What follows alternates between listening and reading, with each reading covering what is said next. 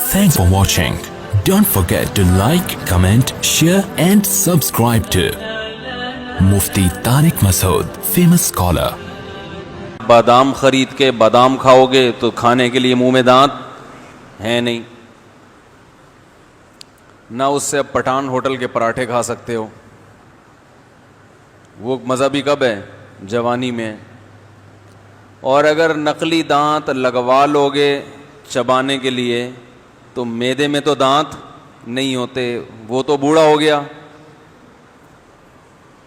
کیا خیال ہے بھائی؟ تو بڑھاپے میں تو کھانے پینے کی صلاحیت ہی کیا ہو جاتی ہے؟ بولو نا، ختم. بڑھاپے میں جس چیز کی ضرورت تھی وہ تو ہے نہیں، وہ تھی اولاد. بڑھاپے میں انسان کو سب سے زیادہ ضرورت کس چیز کی ہوتی ہے؟ اولاد کی ہوتی ہے، کہ وہ آپ کا غم دور کرے، آپ کی تنہائی دور کرے، کچھ بیٹھ کے کہانیاں سن لیا کرے آپ سے پرانی.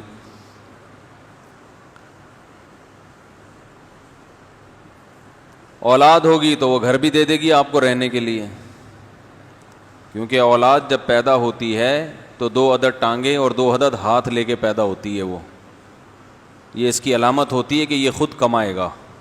سمجھ میں نہیں آ رہی میرا خیال ہے. یہ اس کی علامت ہوتی ہے کہ یہ تھوڑا سا اس کو جوان ہونے دو، یہ خود کھائے گا اور خود کمائے گا. 2 ہاتھ اور 2 ٹانگیں اللہ نے اس کو اس لیے دی ہیں، یہ باپ پہ بوجھ نہیں بنے گا، خود بھی کھائے گا اور دوسروں کو بھی کھلائے گا. اور دوسروں میں سب سے پہلے کون ہوتے ہیں؟ والدین. تو الو بناتے ہیں. جیسے انشورنس دیکھ لو، جو لوگ کرواتے ہیں نا، انشورنس جائز نہیں ہے، حرام ہے، ناجائز ہے. لوگ ہم سے کہتے ہیں کہ اگر گاڑی کو حادثہ ہو گیا تو ہم کیا کریں گے؟ گاڑی تو گئی. میں کہتا ہوں حادثہ نہیں ہوا تو کیا کرو گے؟ کہہ رہے کچھ بھی نہیں، کوئی نقصان ہی نہیں ہے. کیوں نہیں ہے نقصان؟ جو آپ نے قسطیں جمع کی ہیں ہر مہینے گاڑی کی انشورنس کے لیے، وہ قسطیں آپ کی کیا ہو رہی ہیں؟ بولو نا بھائی، ضائع ہو رہی ہیں. وہ جو قسطیں ضائع ہو رہی ہیں اس کا یقین ہے، اس کو فوکس نہیں کر رہے. 100 میں سے 1 گاڑی کو حادثہ ہوتا ہے، اس ایک پہ ایک سمجھ رہے ہیں کہ میری گاڑی کو ہوگا. دور میڈیا کا ہے نا، الو بنانے کا. میڈیا کا دور نہیں ہے، دور الو بنانے کا ہے. لوگ بیوقوف ہیں، کہتے ہیں میڈیا کا دور ہے. اصل میں الو بنانے کا دور ہے، چاہے میڈیا کے ذریعے ہو یا کسی اور طریقے سے ہو. جب انسان کے تصور سے اللہ کا تصور نکل جائے اور آخرت میں حساب و کتاب کا تصور نکل جائے تو انسان پیسے کمانے کی مشین بنتا ہے، اس میں سے انسانیت نکل جاتی ہے. لہذا وہ انشورنس کے نام پہ بھی لوگوں سے پیسے لے گا.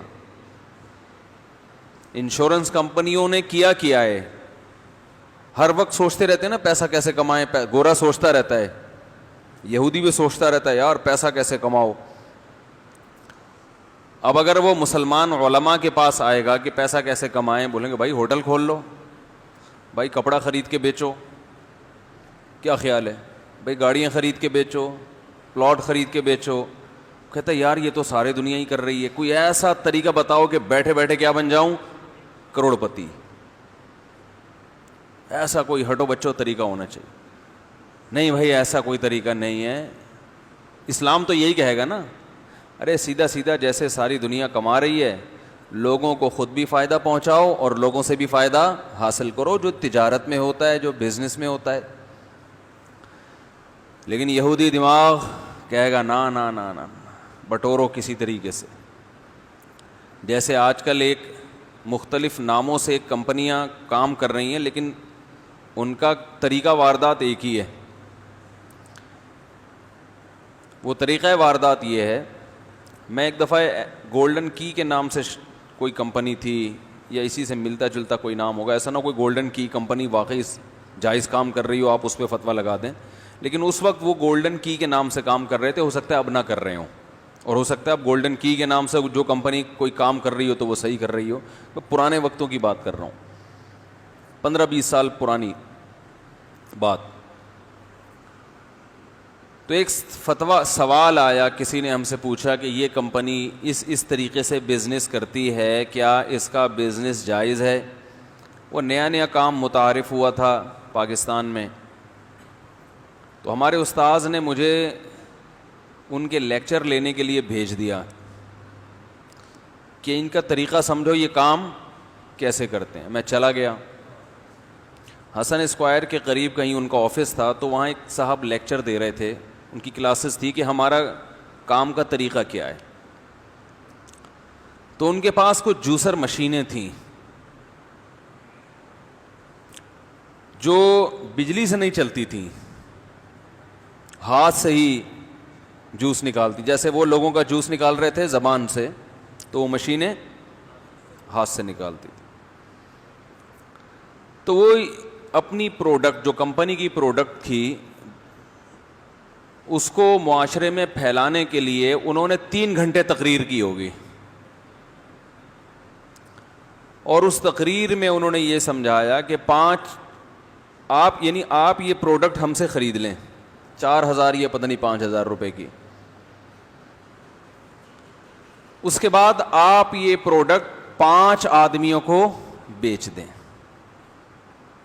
جو حقیقت میں پہنانے کا کام ہو رہا تھا, کیونکہ اس مشین کی قیمت 5,000 تھی نہیں. 5 کو آپ نے یہ پروڈکٹ کیا کرنی ہے, پہنانی ہے. پہنانا تو میں لفظ استعمال کر رہا ہوں, یہ نہیں بیچنی ہے. تو جب آپ وہ 5 کو بیچیں گے تو آپ کو اس کا کمیشن ملے گا.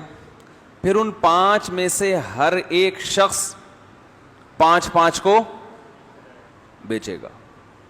تو جب وہ آگے 5 کو بیچے گا تو اس کا کمیشن بھی, اس میں سے بھی کچھ حصہ آپ کو ملے گا.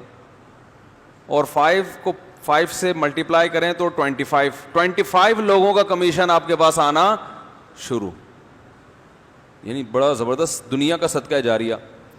پھر وہ 25 میں سے ہر شخص 5 کو پہنائے گا, تو 25 پنجے 25 ذرا 5 625 سوری 125. تو 125 اور وہ جو پہلے ان کا کمیشن, اس میں سے بھی کچھ حصہ. تو کچھ دن تو آپ کو صبر سے کام لینا پڑے گا. اس کے بعد جب 125 آدمی 5 کو مزید 5 کو پہنائیں گے تو 125 کو 5 سے ضرب دے دیں آپ 625. پھر 625 کو 5 سے, ایک ٹائم آئے گا کہ آپ نوٹ چھاپنے کی مشین, گھر بیٹھے اور پیسے گنے بس بیٹھ کے. پھر انہوں نے ملایا کہ یہ دیکھیں, یہ گولے گنڈے کی دکان تھی ان کی, آج اللہ کا شکر ہے یہ کروڑوں میں کھیل رہے ہیں. اور اگر آپ نے 5 سے زیادہ کو پہنا دیا, 5 کے بجائے 10 کو, تو یہ 625 کو آپ ڈبل کر لیں. پھر نہیں آ رہی بات. اس سے قوم کو کیا فائدہ ہو رہا ہے؟ کہہ رہے ہیں یہ قوم کا فرد نہیں ہے جس کو فائدہ ہو رہا ہے. یہ گولے گنڈے والا کہاں پہنچ گیا, آج کروڑوں میں کھیل رہا ہے. اور واقعی وہ نوٹ چھاپنے کی مشینیں, کئی لوگ, اب بھی یہ بزنس بہت ہوتا ہے. تو ہم نے جب تحقیق کی, ہم نے کہا تو بالکل حرام ہے, ناجائز ہے. یہ حرام ناجائز اس لیے ہے کہ 500 کی چیز آپ 5,000 میں لے رہے ہو, اس امید پر کہ آگے 5 آدمی مجھ سے خرید لیں گے. نہیں خریدا تو یہ آپ کے 4,500 روپے ڈوب گئے. آپ اس پروڈکٹ میں دلچسپی نہیں ہے آپ کو کہ میں گھر جا کے جوس نکالوں گا, ورنہ جوسر مشینیں مارکیٹ میں بے تحاشا پڑی ہوئی ہیں. آپ کو یہ کہ مزید 5 کو میں نے کیا کرنا ہے, پہنانا ہے. نہیں پہنایا تو 500 روپے کی مشین پہ جو آپ نے 4,500 داؤ پہ لگائے ہیں, وہ 4,500 آپ کے ڈوب گئے. اب ہم لوگوں کو بتاتے تھے یہ ناجائز ہے, تو لوگ کہتے تھے کیسے ناجائز ہے, اس میں ڈوبنے کا خطرہ نہیں ہے, ہم 5 کو پہنا دیں گے. آپ پہنا دیں گے نا, جب یہ بہت بڑی تعداد خرید لے گی تو اس کو پہنانے کے لیے مارکیٹ میں لوگ ملیں گے نہیں, آخر میں جو ہوں گے وہ پھنسیں گے. نہیں آ رہی بات؟ اسی وجہ سے لوگ مولویوں سے نفرت کرتے ہیں کہ یہ ہمارے ہر چیز میں ٹانگ اڑاتے ہیں. یہ جو لبرلز لوگ ہیں نا, ان کو مولاناؤں سے نفرت اس لیے نہیں ہے کہ حج کے فضائل بیان کرتے ہیں, کہتے ہیں کرتے رہیں, حج جس نے کرنا ہے کر لے گا. رمضان کے روزے کے فضائل بیان کرتے, کر لے بھائی تو. یا اس لیے کہ جی یہ نماز پڑھتے ہیں, اچھی بات ہے نماز پڑھ لیا کرو, ان کو بھی جب تکلیف ہوتی ہے تو دم کروا لیتے ہیں آ کے, چلو نمازی کے دم کا اثر زیادہ ہوتا ہے. کو تکلیف اس لیے ہوتی ہے کہ یہ ہمارے معاملات میں بھی ٹانگ اڑاتے ہیں, اور ہمارے جو پیسوں کے معاملات ہیں ہمیں ہماری مرضی سے کمانے بھی نہیں دیتے. تو اس وقت بنوری ٹاؤن کا فتویٰ آیا, جامعۃ الرشید کا فتویٰ آیا, دارالعلوم کرنگی کا فتویٰ آیا, تینوں فتوے آئے کہ یہ عمل کیا ہے, یہ بزنس ناجائز ہے, اس میں ارننگ حرام ہے آپ کے لیے. کمانے والے خیر کما رہے ہیں. اب یہودی یہ کام کرے گا, انگریز یہ کام کرے گا, اس لیے کہ اس نے اپنی ڈکشنری سے اللہ کو نکال دیا. جب اللہ لغت سے نکلا ڈکشنری سے تو سود بھی نکل گیا اور جوا بھی نکل گیا. بات آ رہی ہے سمجھ میں؟ کیونکہ قمار اور جوئے کو کس نے حرام قرار دیا؟ اللہ نے.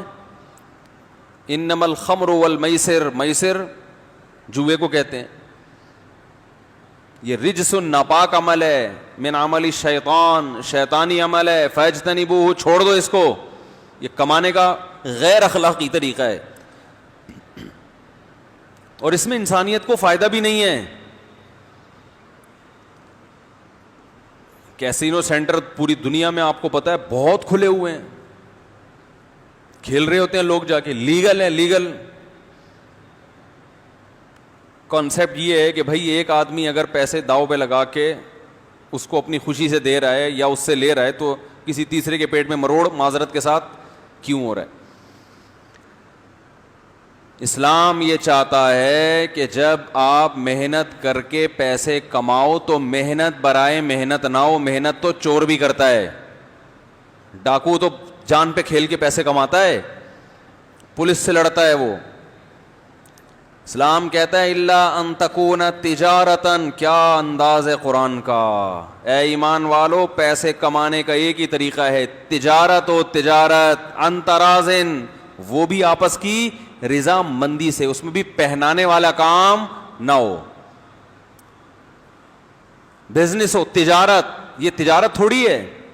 تجارت کسے کہتے ہیں؟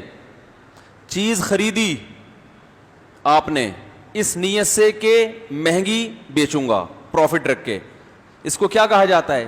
تجارت. بیچنے کی نیت سے کوئی چیز خریدی, آپ اپنے گھر کی کوئی استعمال کی چیز مارکیٹ میں لے جا کے بیچ دیں, اسلام اس کو بزنس نہیں کہتا, یہ تجارت نہیں ہے. تو کوئی بھی اپنی چیز بیچ سکتا ہے,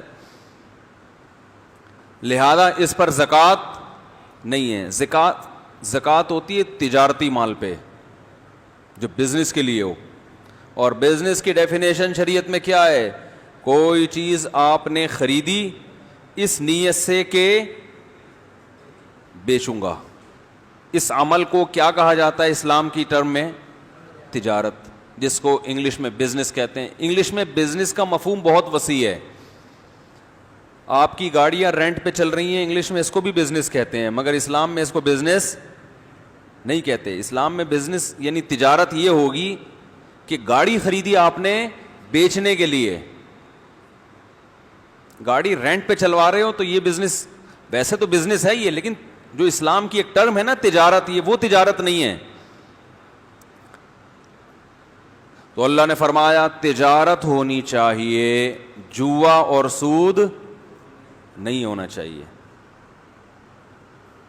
اور تجارت بھی عن ترازن, آپس کی مکمل رضا کے ساتھ. ترازی باب تفاعل, دونوں طرف. کیا مطلب؟ اس میں پہنانے کا عمل, یہ ذرا سی بھی دو نمبری یا چھپانے کا عمل نہیں ہونا چاہیے. فقہائے کرام نے تجارت کے جو اصول بیان کیے ہیں نا قرآن و حدیث سے مستنبط کر کے نکال کے، اس سے پتہ چلتا ہے کہ اسلام میں کتنی شفافیت ہے. آج ہم دوسروں کی تعریفیں کرتے ہیں، انگریز ایسے، انگریز ایسے. بھائی وہ لیگل کام تو کرتے ہیں مگر ان کے ہاں غلط چیزوں کو ہی لیگل کیا ہوا ہے. صحیح ہے نا؟ وہ برائی نہیں کرتے اس لیے کہ بہت سی برائیوں کو انہوں نے برائی کی فہرست میں نکال دیا. زنا کو انہوں نے الاؤ کر دیا تو اب وہ برائی رہی نہیں ہے. عجیب بات ہے یار، برائی نہیں وہ شراب پیتے ہیں تو کیوں نہیں برا کرتے؟ ان کے ہاں وہ برا نہیں ہے اس لیے کہ شراب کیا ہے؟ لیگل ہے. یہ تو زیادہ بڑی برائی ہو گئی نا. سود ایک برائی ہے، جوا ایک برائی ہے، مگر اس کو کیا کر دیا؟ لیگل. تو اسلام نے جو تجارت کے اصول بیان کیے، آپ ہدایہ اٹھا کے دیکھیں، کتاب الہدایہ،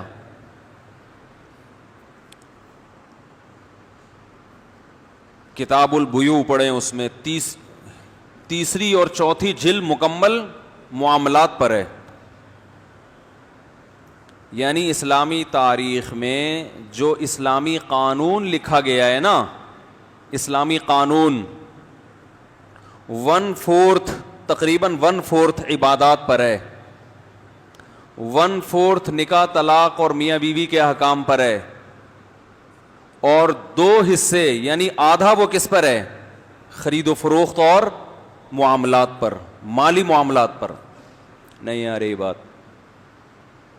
نہیں آ رہی میرا خیال ہے. یعنی آدھا اسلام جو قانونی شکل میں لکھا گیا ہے نا، جو لاز لکھے گئے ہیں اس میں جب کتابیں لکھی گئی ہیں تو وہ ان میں سے آدھا صرف کس کو فوکس کر رہا ہے؟ پیسوں کے معاملات کو. تبھی آپ کو مفتی مارکیٹ میں آپ کو مفتیان کرام نماز کے مسائل بتانے والے ملیں گے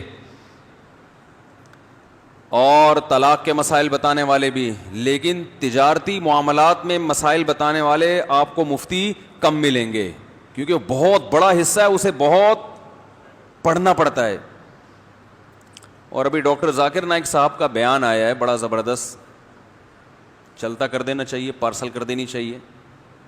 انہوں نے فرمایا کہ مشاہدہ ہے کہ مالی لین دین کے جو مسائل ہیں اس میں حنفی علماء دوسرے علماء سے، بولو بھائی آگے ہیں. یہ ڈاکٹر ذاکر نائک صاحب کا بیان آیا ابھی ویڈیو کلپ ہے، اور یہ حقیقت ہے. کیونکہ فقہ حنفی میں اس پہ کام بہت زیادہ ہوا ہے، کیونکہ فقہ حنفی کی خلافتیں دنیا میں قائم ہوئی ہیں تو معاملات پہ کام بہت ہوا ہے. ہم جب اسلامک بینکنگ پڑھ رہے تھے اور جدید تجارت کے جو طریقے ہیں وہ ہم پڑھ رہے تھے تو کچھ طریقے ایسے ہیں جن کا ہمیں 1200 سال پہلے جو فقہاء ہیں ان کی کتابوں میں تذکرہ نہیں ملتا. سمجھ میں آ رہی بات؟ کچھ خرید و فروخت کے آج کل ایسے طریقے ہیں کہ جن کا ہمیں 1200 سال پہلے جو فقہاء گزرے ہیں ان کی کتابوں میں تذکرہ نہیں ملتا. کتابوں میں ذکر مل جائے تو آسانی ہوتی ہے نا کہ بھئی انہوں نے بھی لکھا ہے، حوالہ مل جاتا ہے.